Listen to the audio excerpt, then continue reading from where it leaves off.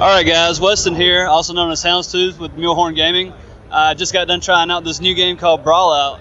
I'm here with the dev, whose name is Bogdan. All right. Well, we just got done playing. Can you tell us a little bit about Brawlout for the people who don't know?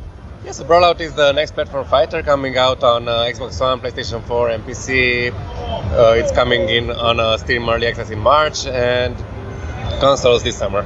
Okay, so this game's been compared a lot to Super Smash Brothers.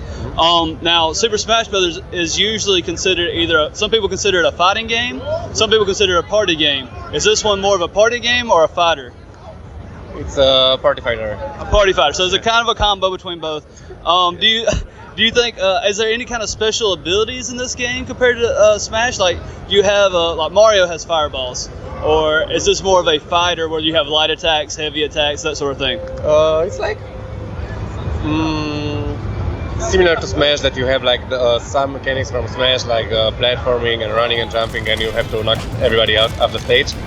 And then we took like the move design and special abilities. We took inspiration from traditional fighters. And then we added some more elements to make it, to help balance the game and make it a bit more strategic, like the rage meter and rage mode, and some combo breakers that you can interrupt other people's combos. And yeah, that's it.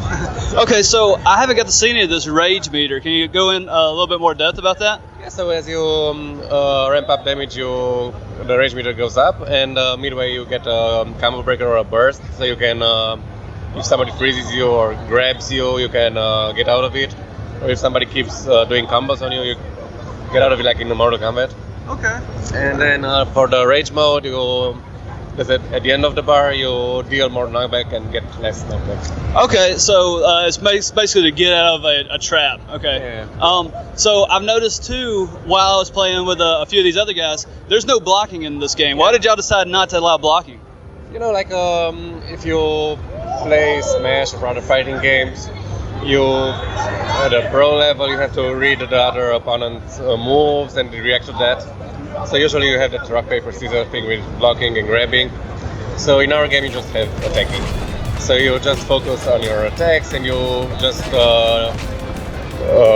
focus on the flow of the characters and their position on the stage, and just attack and do it's like a lot more aggressive and fast-paced and all that.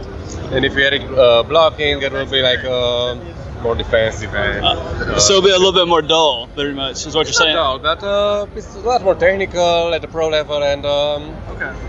This way it's more fun to play.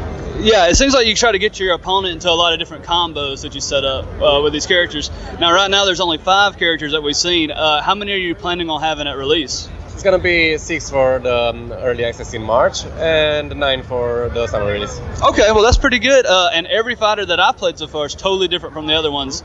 Can you go into detail a little bit about how you decided to come up with the character designs and that sort of thing? Mm-hmm. Sure. So there is like a single player campaign. There's like a full story behind the game, and each fighter represents their own civilization in battle.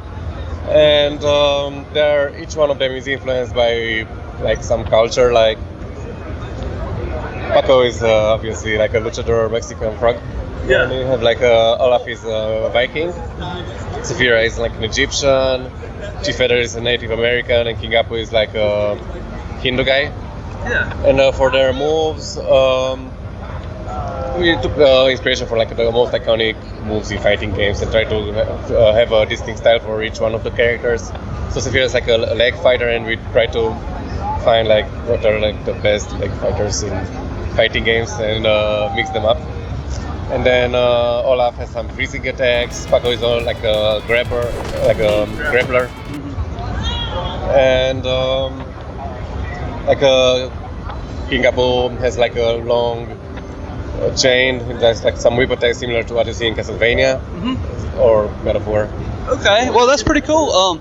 Now, so you said there's a story with this game. We didn't get to experience any of that. So are you hoping that these characters will catch on and become more familiar? Like most people, that's why we're doing it. Yeah, and most people are afraid to take on a new IP and make these characters, but these characters seem to have a lot of personality. Like you said, the bird's Native American, the luchador frog, and that sort of thing. Can you tell us anything about the story right now, or is that still going to be kept under wraps for a while?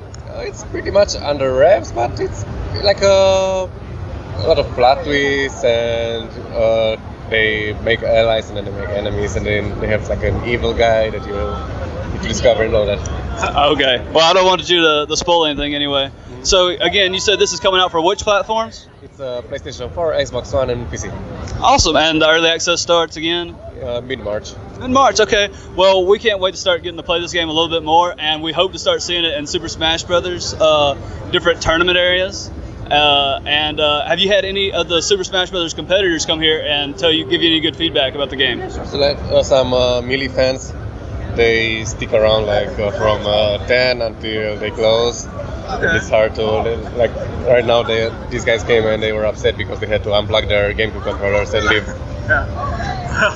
Well, we can't wait to see more of this game coming out soon on PlayStation 4, PC, Xbox One. Yeah. All right, well, oh, no problem, man. Thank you for taking the time to talk to us. And for anything more about PAX, just check out mulehorngaming.com.